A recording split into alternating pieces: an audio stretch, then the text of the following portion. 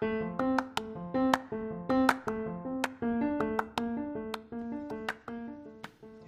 halo, assalamualaikum warahmatullahi wabarakatuh. Om Swastiastu, salam sejahtera untuk kita semua. Anda sedang mendengarkan podcast Muka Gedek episode 13. Belum opening.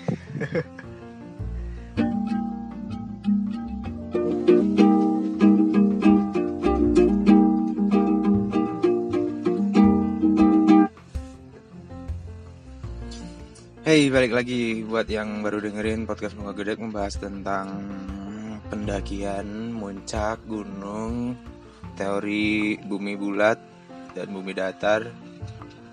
Lalu kita membahas tentang komik Katanya Mau Muncak yang ditulis langsung oleh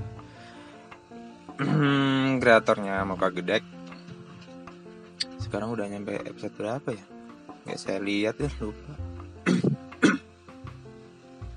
3 berapa ya? 31 apa? 32 apa? Itulah pokoknya. Oke, selamat datang kembali. Jadi saya sedang was-was ya, saya sedang mengerjakan sesuatu ini. Deadline-nya itu tanggal 29. Lalu di tanggal 29 nanti saya harus mensubmit ide saya yang sampai hari ini pengumpulan datanya itu belum selesai. Padahal sekarang udah tanggal 20, berarti 9 hari lagi. 9 hari lagi itu cepet loh, 9 hari itu. Jadi 15 menit pertama kita bahas komik dulu ya. Komiknya ini episode berapa sih ini? Episode 29 kok, 31. Episode 29 itu tentang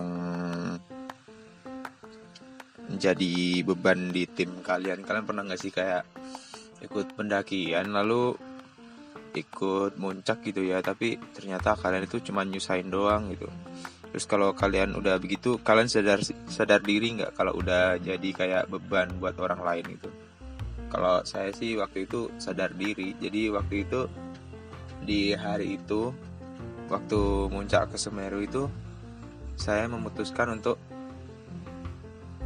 pisah sama teman-teman saya. Jadi mereka itu kayak terhambat gitu jalannya mereka, gara-gara mereka nungguin saya. Jadinya ya udah, mending kalian berangkat dulu aja deh gitu. Lalu center segala macam saya suruh bawa mereka. Itu niatnya waktu itu, saya niat saat itu ya, saya niat untuk nggak ikut sih. Jadi biarin aja saya di belakang dengan belakangan gitu nyampainya. Yang penting teman-teman saya nyampe duluan aja. Saya nggak pengen jadi beban mereka sih.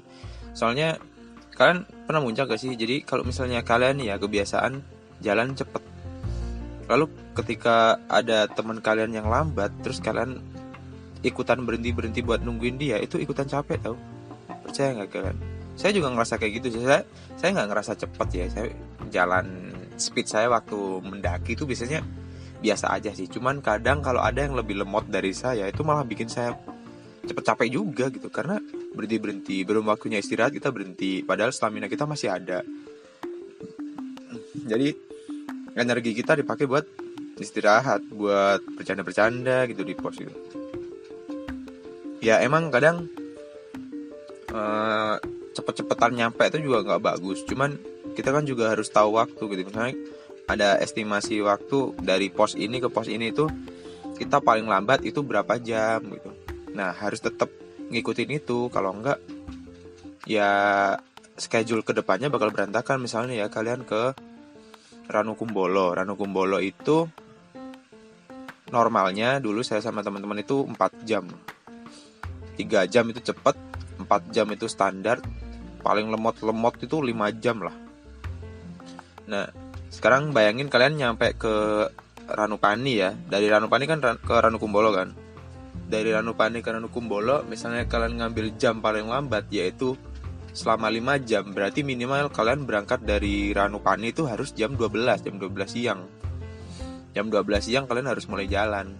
Jadi selambat-lambatnya nyampe di Ranu Kumbolo itu jam jam 5. Maka dari itu kalau lebih dari itu, kalian lebih molor dari itu, bisa-bisa kalian kemalaman di jalan. Menurut saya ya, jalur paling enak itu ya jalur dari Ranu Pani ke Ranu Regulo sih. Pemandangannya bagus, terus treknya nggak nanjak-nanjak banget gitu. Tapi kalau malam di sana bahaya, soalnya kiri itu kan jurang. Terus ada beberapa jalan yang kalian harus lompat dari batu ke batu yang lain gitu. Nah, kalau kalian malam-malam itu bakal lebih bahaya kan. Nah, kayak gitu. Makanya kalau trekking di gunung yang butuh waktu beberapa hari, itu trekking yang dianjurkan itu siang-siang sih. Kalau malam itu ya udah waktunya istirahat gitu. Jadi misalnya kalian berangkat jam 12, kalian ngambil waktu terlambat itu nyampe sana jam 5.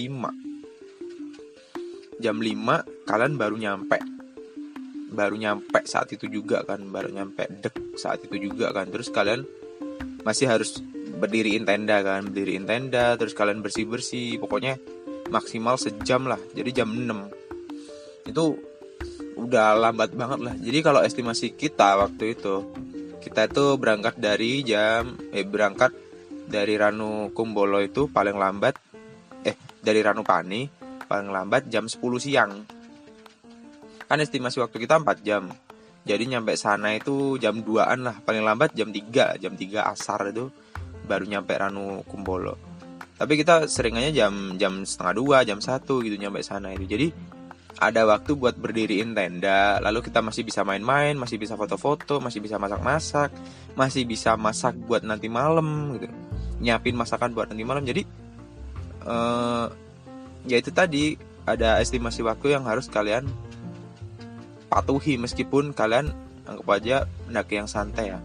Nah, itu sama aja kayak waktu saya muncak kemarin itu. Kan teman-teman saya pada kenceng-kenceng tuh jalannya. Nah, saya nggak pengen jadi beban mereka aja sih. Jadi saya mengundurkan diri jatuh dong, mundur. Jadi saya menyarankan ke diri saya sendiri buat ikut rombongan yang belakang, grup yang lemot itu. Saya ikut tim yang lemot itu di belakang. Jadi yang teman-teman yang udah jalannya kenceng ya udah ikut tim-tim yang kenceng aja jalannya. Jadi saat itu kita mau berpisah sih, padahal kita udah janji mau ke atas bareng-bareng kan. Lalu ternyata ya dengan kondisi kayak gitu, saya nggak bisa dong egois buat biar mereka nungguin saya di ini jalannya lambat-lambat kayak begitu. Ada sedikit konflik sih. Masa kamu gak ikut sih? Kita kan udah janji kita mau bareng-bareng. Iya, kita pasti bareng-bareng, kita pasti nyampe ke puncak bareng-bareng. Cuman saya sedikit lambat, saya bilang kayak gitu waktu itu. Sedih loh waktu itu. Ada bayi nangis di belakang. Minum bentar ah. Ini ntar musiknya kencang sendiri.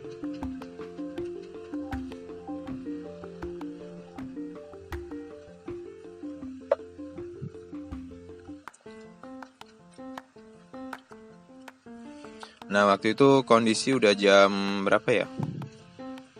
Kayaknya sekitar jam habis-habis subuh gitu, jam 4-an kayaknya. Jadi kan kita waktu itu kayak ngejar sunrise gitu kan, di puncak ngejar sunrise tuh, itu keren banget. Itu kayak kita ada di ujung bumi, terus kita ngeliatin matahari barusan muncul gitu. Ya itu pasti bagus banget kan, itu pasti keren banget gitu kan. Jadinya ya udah, saya pengen gini loh, kalian buru-buruan aja biar dapat sunrise gitu. Saya nggak apa-apa di bawah aja, yang penting nanti kita sampai atasnya sama-sama toh, bareng-bareng toh. Nah, waktu itu begitu. Padahal ya andai kata stamina saya kenceng ya saya udah lari aja. Waktu itu tuh dinginnya sama ini sih, kebangetan sih dinginnya. Buset, itu baru pertama kali ya naik ke Semeru, pertama kali muncak, pertama kali itu juga langsung ke Semeru. Itu dinginnya ya Allah. Itu tangan itu ya sampai saya masukin ke mulut tahu, biar nggak beku. Rasanya itu kayak kaku-kaku gitu tangannya, kayak susah buat gerak gitu, kayak membeku. Saya aja sih yang lebay, cuman emang kayak begitu rasanya. Jadi sukar dipercaya ya. Padahal kalau ke gunung itu ya, waktu itu zaman segitu ya, nggak seperti yang kalian bayangkan sekarang yang bisa foto seenak jidat begitu ya. Dulu nggak ada apa buat foto, nggak ada. Ini mungkin kamera digital tuh. Itu pun nggak semua orang punya kamera digital. HP dulu ngeblur semua buat foto. Ini kameranya VGA. Saya masih ada sih foto saya sendiri pakai kamera 6600 dulu. Saya matiin tuh dari bawah, nggak hidup sama sekali, biarin lah, biar nyampe atas bisa foto-foto, baru foto jelek. Ada nggak ya? Saya kemarin nyariin di Facebook saya sendiri, kayaknya ada deh. Lucu banget. Nah itu barusan karena kita cuman bahas satu komik, nggak nyampe 15 menit ya, nggak apa-apa lah ya. Saya mau bahas ini aja deh, beberapa fenomena belakangan ini. Kalau ini sih saya itu sering ini ya, comparing antara pendaki zaman dulu sama pendaki zaman sekarang itu. Kenapa kalau zaman sekarang itu yang naik gunung itu cantik-cantik ya? Dulu orang naik gunung itu buset, wajahnya buluk-buluk, gak sumpah gak ada yang cantik, gak ada yang ganteng. Yang ganteng makin jelek naik gunung, mana panas begitu ya. Itu ya, di gunung kalian berdiri di bawah matahari jam 12 siang gak ngerasa panas. Cuman ya, dan gak ngerasa panas dan tetap dingin gitu. Kalian karena kan itu berada di ketinggian kan. Jadi kalian akan merasa tetap dingin, kayak gak kepanasan gitu. Jadi kalian meskipun panas-panasan ya kayak gak kepanasan gitu, karena udaranya sih yang dingin. Cuman efeknya si ultraviolet dari matahari itu tetap, jadi kulit kalian akan kebakar, lama-lama jadi merah gitu. Habis merah ntar kalau kalian baru pertama kali ke gunung ya, ini dulu saya juga pertama kali ke sana itu tangan saya mengelupas gitu, mengelupas kayak ular kayak ular ganti kulit. Sampai kita itu dulu pulang dari Semeru itu ya, wajahnya itu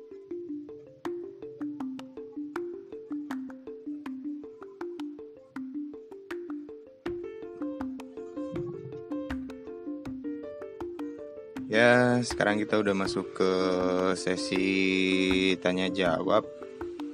Jadi kayaknya podcast kita yang sekarang nggak terlalu panjang nih. Saya lagi ngerjain sesuatu, soalnya ada hal yang sedang saya kerjakan.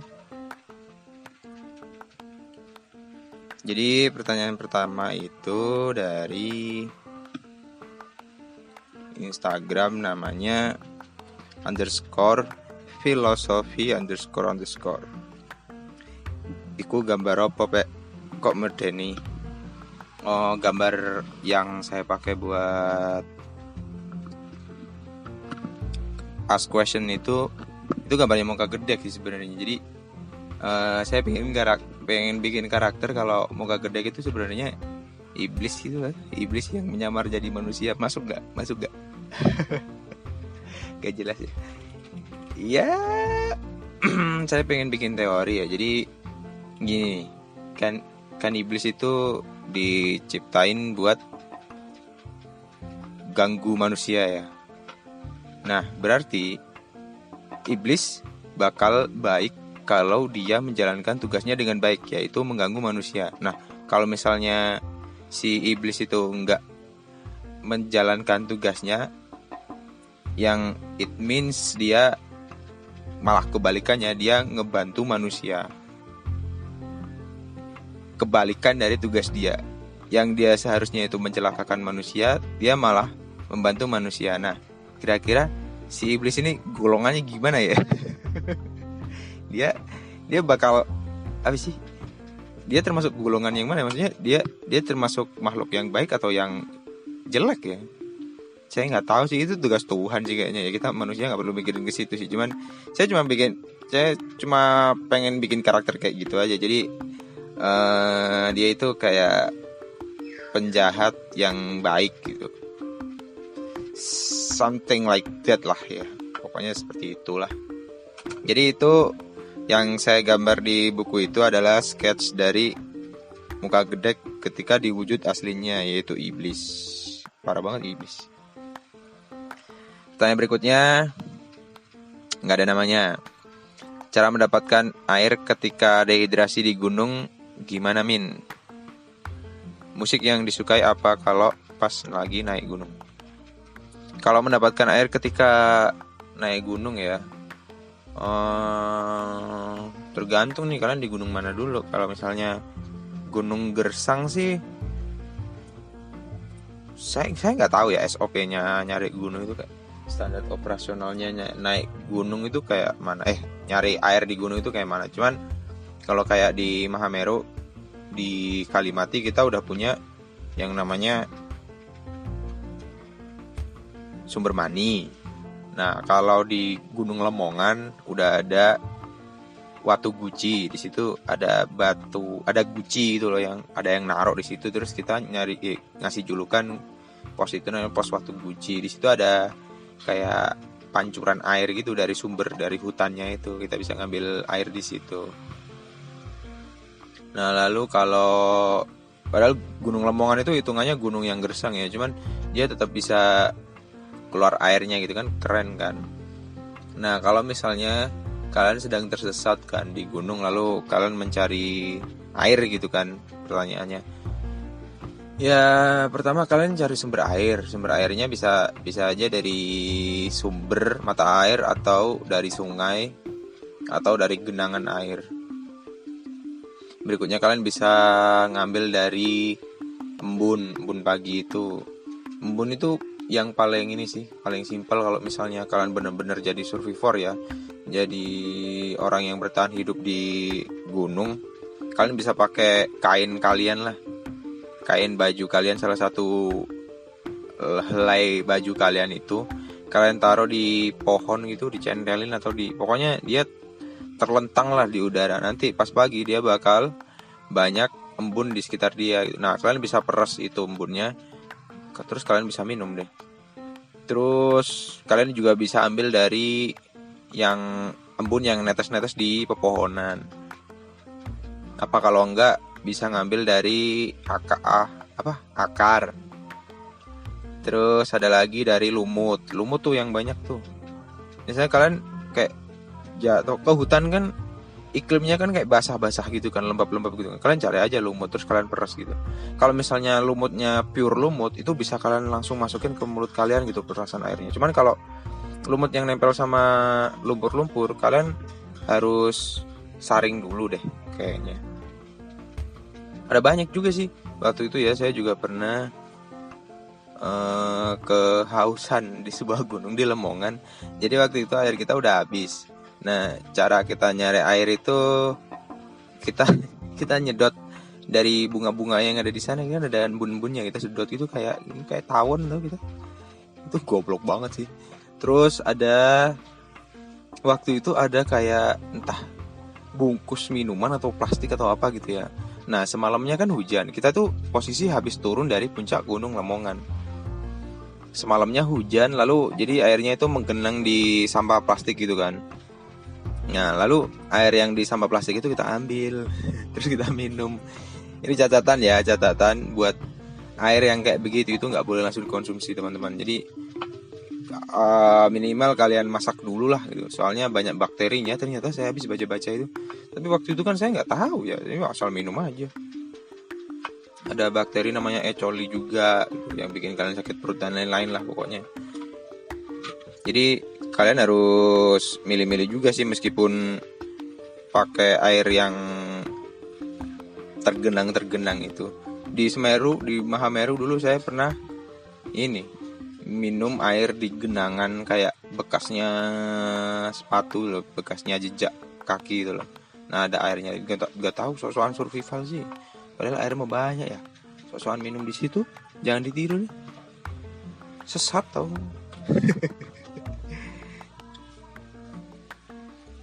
Pertanyaan berikutnya itu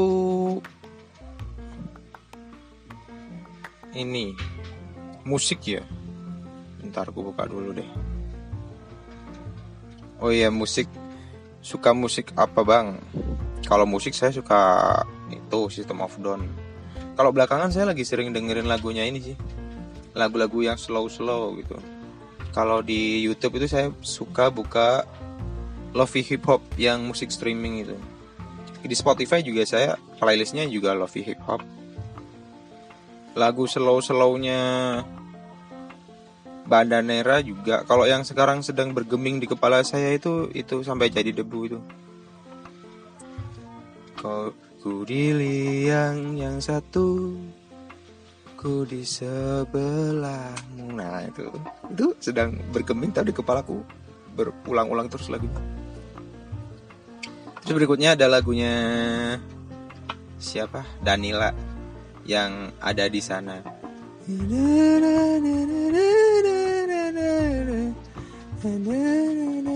Gitulah pokoknya. Kayaknya saya lagi suka sama lagu-lagu yang begitu deh. Terus makin kesini kok saya sering dengerin lagunya si Danila itu kok kayak Raisa ya suaranya. Ada fansnya Danila yang nggak terima, bisa PM saya, bisa DM saya. Kalau di gunung suka dengerin lagu apa? Kalau di gunung saya jarang dengerin lagu sih, saya jarang pegang HP juga. Bukan karena sosokan nggak mau pakai gadget sih, cuman ya nggak ada sinyal juga, mau ngapain gitu. Tapi katanya sekarang ada sinyal sih di Rankumbolo. Tapi waktu itu ya seringnya saya naik gunung itu nggak ada sinyal. Terus dulu ya masih dulu HP saya seringan HP jelek gitu, yang nggak ada MP3-nya, jadi jarang sih dengerin lagu. Iya jarang. Meskipun sekarang juga misalnya main-main ke Ranorogulo atau main ke Bromo juga nggak dengerin lagu apa-apa. Kalau satu-satunya lagu yang saya ingat tentang naik gunung itu ya cuman lagunya Dewa 19 yang judulnya Mahameru itu. Coba kalian denger. Saya tiap denger lagu itu merinding tau. Rasanya bikin pengen naik gunung lagi. Tapi biayanya mahal, makin ribet lagi di Semeru. Udah itu aja, saya nggak dengerin lagu apa-apa di gunung. Pertanyaan berikutnya yang terakhir dari Indeu lagi, Indeu_. Main ke Kalimantan kayak biar ada inspirasi komik di mari. Saya pengen main ke Kalimantan. Saya ke Kalimantan itu pengen ke Palangkaraya. Palangkaraya mak Kalimantan bukan sih? Iya ya. Iya pengen ke sana. Gak tau, kayaknya seru aja cerita-cerita dari teman-teman yang hidup di sana itu. Kayaknya di sana seru gitu ya hidupnya. Apa saya pindah ke Kalimantan aja ya? Ya kapan-kapan saya main ke Kalimantan lah. Kapan-kapan tapi ya. Itu aja podcast hari ini. Gak nyampe setengah jam gak apa-apa lah ya. Saya sedang sibuk. Belum bikin komik lagi. Terima kasih udah mau dengerin. Kalau misalnya informasi ini berguna, kalian bisa sebarkan. Kalian bisa share lewat Spotify juga bisa. Nanti bisa share di stories. Untuk YouTube-nya saya belum bikin dulu karena laptop buat ngerendernya gak ada. Ini pakai laptopnya kakak saya. Kalau ada pertanyaan yang lain-lain, kalian bisa DM langsung atau email ke mukagedek13@gmail.com atau ke DM Instagram @mukagedek. Dan podcast Muka Gedek undur diri dulu. Assalamualaikum warahmatullahi wabarakatuh. Selamat sore. Bye-bye.